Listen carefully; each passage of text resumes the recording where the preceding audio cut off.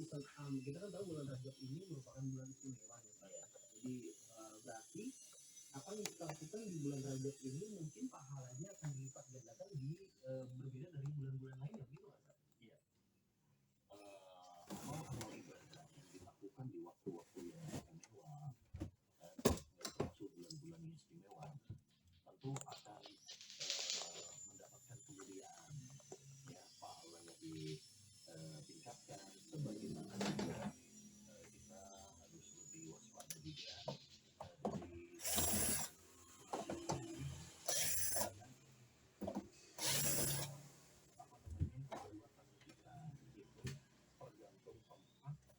dari tergantung juga waktu. Artinya gini, kalau orang misalkan melakukan ibadah di bulan-bulan Dzulhijjah atau Ramadan yang sangat istimewa, atau di bulan-bulan haram lah ya, tentu berbeda dengan ketika di bulan-bulan yang lain. Sama seperti tadi, ya, sama seperti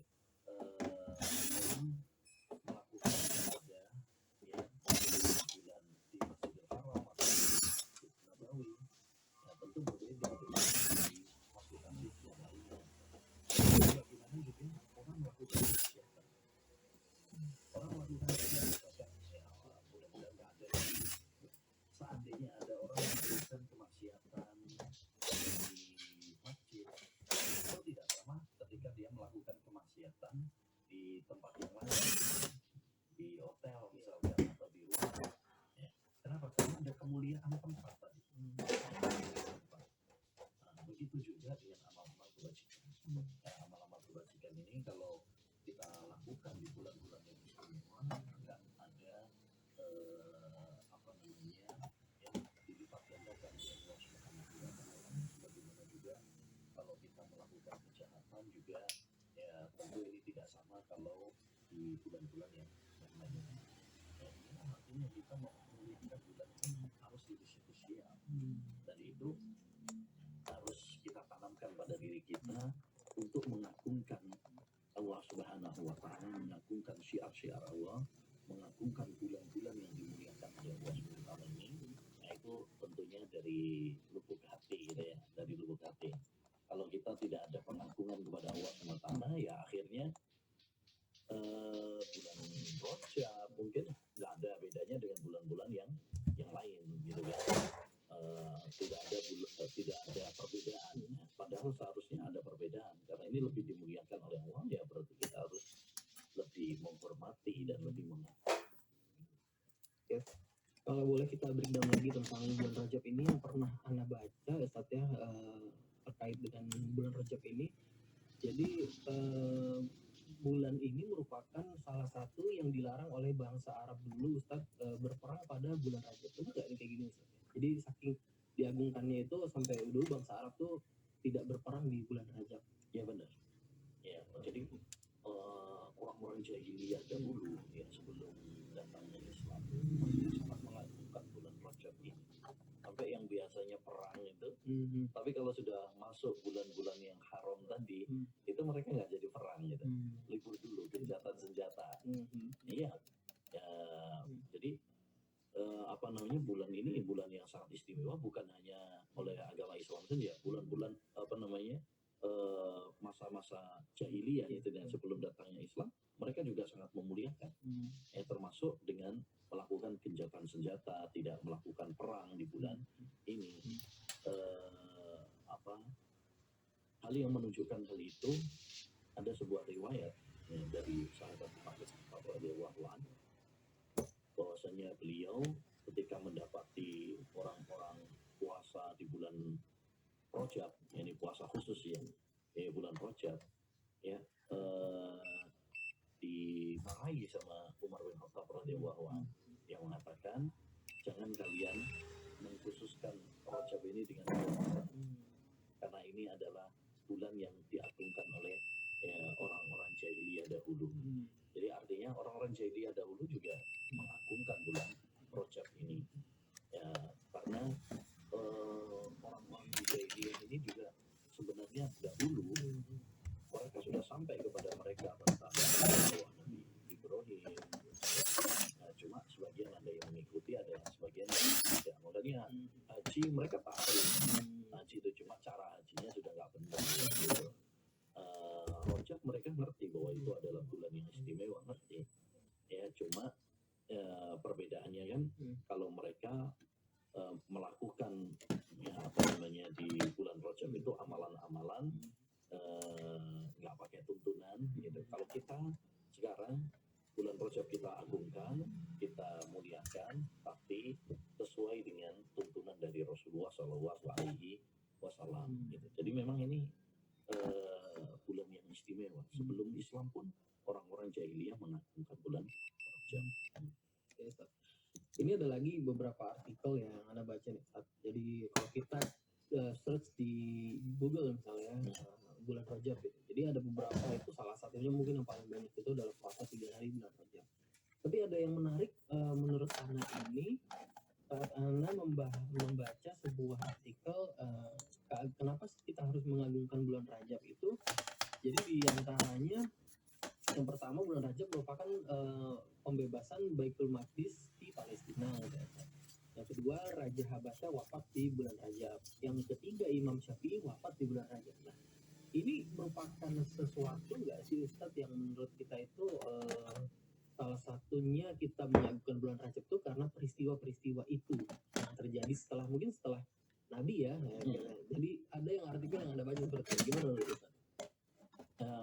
Dalam beribadah itu kan kita sudah jelas ada acuannya, sumbernya adalah Al-Quran dan hadis Nabi Shallallahu Alaihi Wasallam. Itu yang menjadi pegangan kita.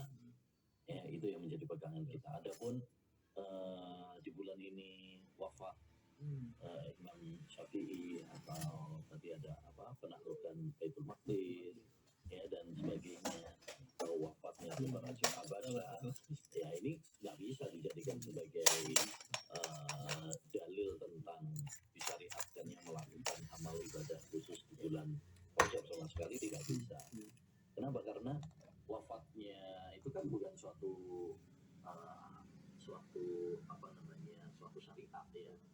Makanya orang meninggal kan itu adalah suatu kebetulan ya. Nanti kalau bapak kita meninggal dunia pas bulan Syaban misalkan, berarti kita dianjurkan, kan nggak gitu juga. Jadi ibadah itu sudah jelas acuannya Al-Quran dan hadis Nabi Shallallahu Alaihi Wasallam. Jangan kemudian nyari-nyari ya, beribadah dulu kemudian cari pembenaran. Tidak demikian, itu namanya hawa nafsu ya, hawa nafsu. Seperti misalkan ada sebagian orang melakukan perayaan atau yang lain ya pakai dalil bahwa Nabi Shallallahu Alaihi Wasallam dulu dilahirkan hari hari Senin ya, hari Senin. Akhirnya ada yang kemudian pas ada namanya puasa, itu puasa hari lahir itu kan pakai perasaan ya, pakai perasaan. Kalau Nabi dia berpuasa pada hari Senin ya itu ada dalilnya, tapi bukan berarti kemudian nanti setiap kita lahir ya, ada yang hari Rabu misalkan berarti disyariatkan puasa hari Rabu. Nah itu tidak demikian.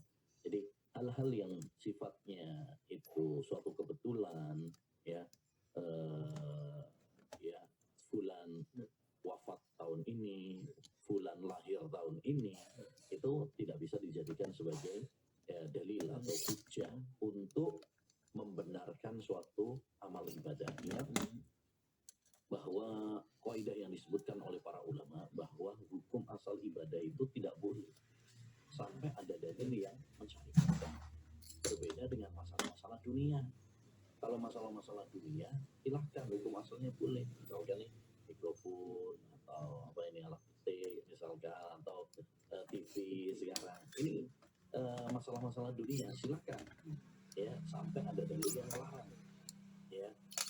Makanan, minuman, kopi dulu zaman Nabi nggak ada, sekarang ada misalkan, nggak ada masalah karena itu masalah dunia. Tapi kalau masalah-masalah agama, hukum asalnya nggak boleh sampai ada dalil yang mensyariatkan. Bagaimana kata Nabi SAW itu, tidak karena syai'un min amri dunyakum fasa'nikum. Kalau untuk urusan dunia, kalian lebih tahu daripada saya. Tapi Tapi wa in kana min amri dinikum fa ilayya. Kalau urusan agama harus sesuai dengan tuntunan saya, syariat saya, contoh dari saya. Jadi kita harus bisa membedakan apakah ini perkara-perkara ibadah ataukah ini perkara-perkara dunia. Kalau tadi masalah sholat, masalah puasa di bulan Rajab, kita mengklaim itu adalah disyariatkan, ya harus kita mendatangkan dalilnya. Kalau nggak ada dalilnya, stop. Hukum asalnya stop dulu, jangan melakukan ibadah sampai kita betul-betul memiliki dalil. Berbeda dengan masalah-masalah dunia. Kalau dunia silahkan, ya gitu. Ya, Ustaz.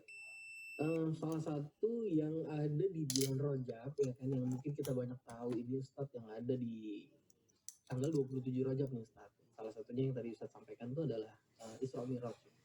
Mungkin kalau Anda boleh tahu, Anda sering baca juga, sering mendengarkan bahwasanya tanggal 27 Rajab aja masih diperselisihkan ya Ustaz, ya. Iya. Tanggal tersebut tuh benar nggak sih ada perjalanan Nabi yang perjalanan Isra Mi'raj, dan boleh nanti boleh Ustaz share juga apa sih maksudnya nih Ustaz, perayaan Isra Mi'raj ini itu awal mulanya itu bisa rame di bulan Rajab ini, dulu seperti apa sih Ustaz sampai mereka menganggap tuh benar di tanggal 27 Rajab itu merupakan perjalanan Nabi, dan banyak juga yang merayakan ini.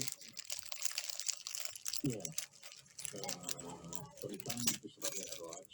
Pertama, tentang peristiwa Isra Mi'rajnya, udah jelas ini benar. Nah, Tentang Isra Mi'rajnya ya. kita wajib membenarkan. Iya, jadi bedakan antara Isra Mi'raj sama perayaannya. Kalau Isra Mi'raj, iya benar, itu adalah suatu akidah yang kita yakini bahwa Isra Mi'raj itu memang ada, dan itu adalah sebuah peristiwa yang luar biasa, diabadikan oleh Allah dalam Al-Quran. Bahkan ada surat khusus namanya surat Al-Isra. Subhanalladzi asra bi 'abdihi lailan minal masjidil haram ila masjidil aqsa. Maha suci Allah Subhanahu wa taala yang menjalankan hambanya dari Masjidil Haram ke Masjidil Aqsa. Kemudian ada Mi'raj. Mi'raj itu artinya naik dari Masjidil Aqsa ke langit yang ketujuh. Sampai di sana Nabi Shallallahu Alaihi Wasallam mendapatkan wahyu kewajiban sholat, bertemu dengan para nabi kan gitu. Ini sebuah peristiwa yang luar biasa, ditetapkan oleh Allah dalam Quran, ditetapkan oleh Nabi dalam hadis-hadisnya yang sahih bahkan mutawatir, dan para ulama juga telah sepakat. Jadi kalau tentang peristiwanya sudah final, ya walaupun mungkin nggak masuk di akal gitu ya, tapi kita wajib meyakininya. Menarik, dalam riwayat Al-Hakim itu ada sebuah kisah menarik tentang masalah Isra Mi'raj ya. Ketika Nabi SAW menyampaikan kepada orang-orang kafir Quraisy tentang sebuah peristiwa yang luar biasa tadi, mereka tertawa terbawa, geleng-geleng kepala gitu, mengatakan Nabi Muhammad gila, Nabi Muhammad pendusta dan sebagainya. Datanglah mereka kepada sahabat Abu Bakar As-Siddiq. Mereka mengatakan, wahai Abu Bakar, apa kamu percaya sama ucapan temanmu? Konyol sekali ucapannya gitu, nggak masuk di akal. Yang luar biasa jawaban Abu Bakar, dia mengatakan, in qala dzalika Muhammadun faqad shadaq. Kalau yang mengatakan itu adalah Muhammad, pasti benar. Yang makanya dia dibilangin, dijuluki dengan as-siddiq, yang membenar. Jadi kalau tentang peristiwa Isra Mi'raj ini sudah final, kita wajib mengimani. Permasalahannya sekarang adalah orang melakukan perayaan, ya, perayaan Isra Mi'raj, dan itu diklaim pada tanggal 27 Rajab. Maka di sini ada dua sisi yang perlu dikritisi. Satu, penetapan Isra Mi'raj pada tanggal 27. Ini tidak ada riwayat yang sahih di kalangan para ahli sejarah, ahli hadis. Ya, untuk penetapan bulannya saja, ini bulannya aja loh, itu ada perselisihan yang tajam di kalangan para ulama. Ya, apalagi tanggalnya. Disebutkan oleh Al-Imam Abu dia punya kitab berjudul Al-Ba'is ala Inkar Al-Bidah wal Hawadis. Ini salah seorang ulama madhab Syafi'i.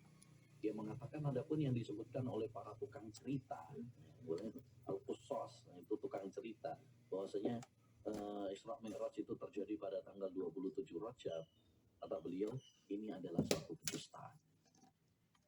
Nah ini dusta, nggak ada riwayat yang menyebutkan itu terjadi pada tanggal 27 Rajab.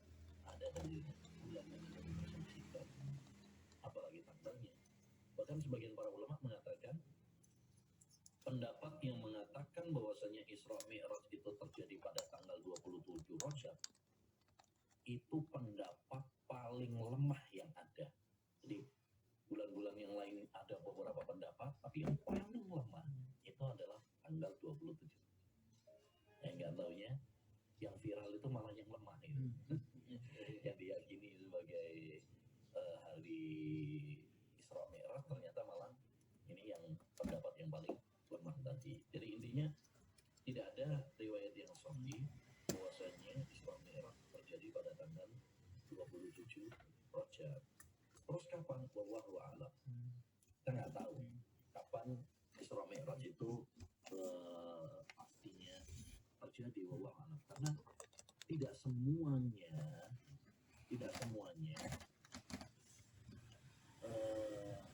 tidak semua peristiwa itu harus kita ketahui. Karena yang paling terpenting adalah bagaimana kita mengimani sebuah peristiwa tersebut, mengambil pelajaran peristiwa tersebut, ya. Karena peristiwa Isra Mi'raj misalkan, yang paling penting bukan kita merayakannya, tapi yang paling penting bagaimana kita mengimaninya, bagaimana kita mengambil pelajaran dari Isra Mi'raj. Contoh misalkan Isra Mi'raj, di antara pelajarannya, ayo kita semangat sholat. Dan itu karena itu isi dari Isra Mi'raj itu tentang sholat. Ya. Di antara pelajarannya misalkan Allah itu tinggi di atas langit. Ya sekarang banyak orang merayakan Isra Mi'raj, tapi nggak ngambil pelajaran. Ada kebablasan sholat subuhnya, kayak gini, di mana-mana. Itu berarti nggak mengambil pelajaran dari peristiwa Isra Mi'raj. Hanya cuma meramaikan, merayakan. Ya. Jadi kapan? Wallahu a'lam, tidak tahu. Karena memang itu nggak penting. Merayakannya nggak penting. Seandainya itu adalah sesuatu yang penting, yang masyhur, pasti akan dilakukan oleh Nabi dan para sahabat. Ya. Makanya tinjauan yang kedua adalah dari sisi syariat. Ada kesimpulan bahwa Nabi dan para sahabat pada tanggal 27 Rajab ya, bersama merayakan peristiwa Isra Mi'raj sepanjang ini, dan itu yang disebutkan tidak ada riwayat. Ya, seandainya ada riwayat sahih bahwa Nabi SAW dan itu merayakan perayaan Isra Mi'raj, kita mencontohnya, kita ngikut beribadah ini, ngikut Nabi, bukan bukan perasaan, bukan apa kata banyak orang. Jadi kita mengikuti dalil. Kalau memang ada yang bisa menunjukkan Nabi dan para sahabat pernah melakukan perayaan Isra Mi'raj, ya kita ikut. Ya karena ini perayaan itu termasuk bagian dari ibadah. Ya jangan membuat perayaan-perayaan atau ibadah tidak ada turunannya dari Nabi Shallallahu Alaihi Wasallam. Ya, jadi intinya kita imani, kita pelajari, kita ambil ibrahnya, pelajarannya. Adapun untuk merayakannya, maka kita tidak merayakannya. Nabi dan para sahabat tidak merayakannya. Ya, kenapa? Karena satu, untuk tanggalnya, untuk bulannya saja, jadi perselisihan para ulama menjadi beberapa pendapat. Ya, adapun tanggal 27 itu tidak ada yang sahih, bahkan dinyatakan oleh para ulama itu adalah dusta, pendapat yang paling lemah. Jadi nggak diketahui kapannya, itu nggak diketahui. Yang kedua, nggak ada penukilan bahwa Nabi dan para sahabat merayakan Isra Mi'raj. Maka sebagai bentuk cinta kita kepada Nabi, kita juga nggak merayakan. Jadi ini semakin menarik ya Ustaz ya. Jadi bahwasanya kita baru tahu memang dia baru inilah ya, Isra Mi'raj ini memang peristiwa yang memang harus kita imani ya Ustaz ya. Karena memang hadisnya sendiri sudah jelas-jelas sahih. Namun untuk perayaannya ini perlu untuk di inilah ya, karena udah pasti itu tidak ada dulu di zaman Nabi dan para sahabat untuk merayakan. Ustaz. Namun ada beberapa stigma seperti ini, Ustaz. Jadi ada Isra Mi'raj kan kita tahu ya, salah satunya di negara kita merupakan hari besar nih, ada tanggal merah di Isra Mi'raj. Terus ada beberapa stigma gini bilang, kalau misalnya kita menjelaskan tentang Isra Mi'raj di tanggal-tanggal tersebut, misalnya dari kita bilang kita sampaikan di khutbah Jumat dan sebagainya, itu juga termasuk ini loh, kita seperti halnya kita mungkin dalam tanda kutip merayakan loh, kayak dulu hal-hal ini pernah dilontarkan dulu waktu tentang kelahiran Nabi gitu ya. Di tanggal-tanggal itu tuh kita kan sering akhirnya banyak bercerita tentang kelahiran Nabi dan sebagainya. Mungkin Ustaz bisa kasih sedikit klarifikasi juga ke kita. Kita ini menjelaskan ini bukan karena kita merayakan, Ustaz, namun kita memang tengah menjelaskan kepada umat ini bahwa tanggal tersebut tuh memang harus kita imani peristiwanya dan sebagainya gitu, benar ya? Ya, jadi seperti tadi saya bilang bahwa kita harus membedakan, harus pandai-pandai membedakan suatu permasalahan. Kalau Isra Mi'rajnya itu di antara tanda-tanda dan itu sahih gitu ya. Yang nggak ada itu kan perayaannya, adalah itu perayaannya. Kenapa kalau di bulan Rajab sering di dalam sebuah disebutkan atau dalam khutbah dalam pembahasan seperti ini kita salah satunya cobanya lebih besar dari Dajjal karena Rasulullah SAW bersabda, untuk menjelaskan seorang nabi pun diutus selain telah memperingatkan kaumnya terhadap yang sebelah perayaan Isra Mi'raj. Kan biasanya orang memperayatkannya di bulan Rajab, momen pas